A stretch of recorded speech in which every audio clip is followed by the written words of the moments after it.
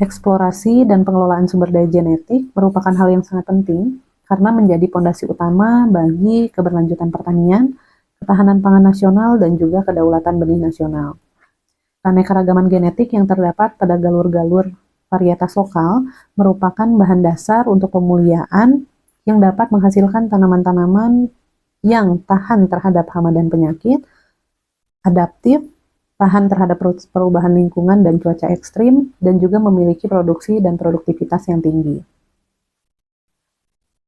Tanpa adanya eksplorasi yang sistematis dan pengelolaan sumber daya genetik yang tepat, galur-galur lokal terancam punah sebelum dapat dimanfaatkan.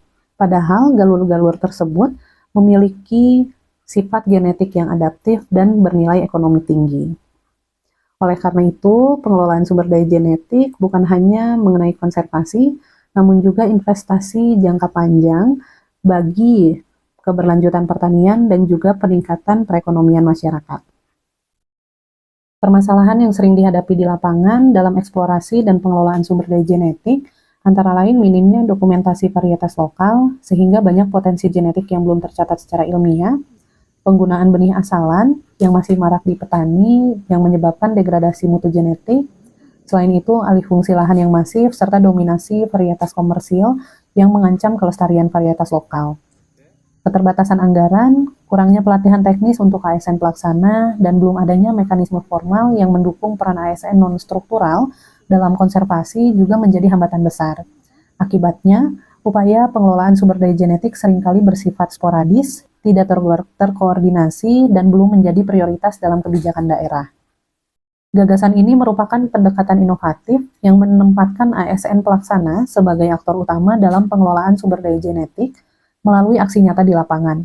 Tidak hanya sebagai pelaksana teknis, ASN muda diarahkan menjadi pemimpin substantif yang mendorong konservasi varietas lokal secara sistematif, partisipatif, dan efisien.